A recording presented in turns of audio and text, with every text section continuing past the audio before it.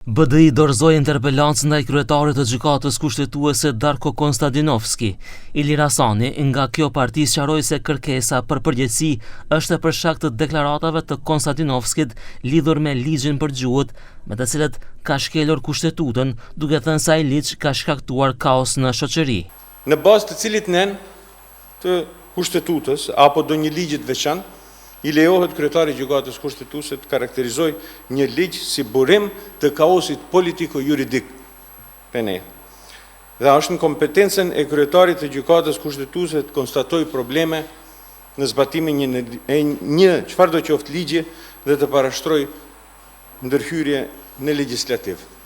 Këto deklarata të zotit Konstadinovski kalojnë kuadrin e kompetencave të tij dhe ngrenë dyshime serioze për punën e tij kryesore, respektivisht panshmërinë dhe objektivitetin e tij në çështje të cilet janë ende në shqyrtim.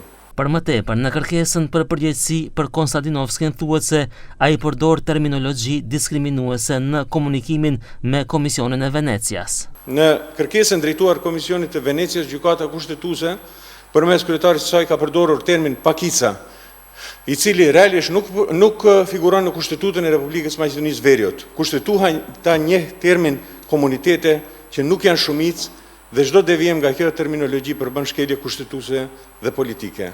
Nga gjykata kushtetuese nuk dëshirojnë të komentojnë nismën për interpelancë dhe I referohen qëndrimit të mëparshëm, ku theksohet se gjykata është organ I pavarur, se në kushtetutë nuk është parapar mundësia për shkarkimin e gjykatësit dhe se instituti I interpelancës nuk mund të zbatohet për gjykatësit kushtetues.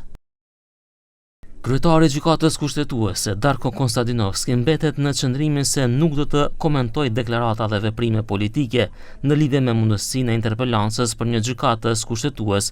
Gjykata tashmë ka dhënë qëndrim zyrtar.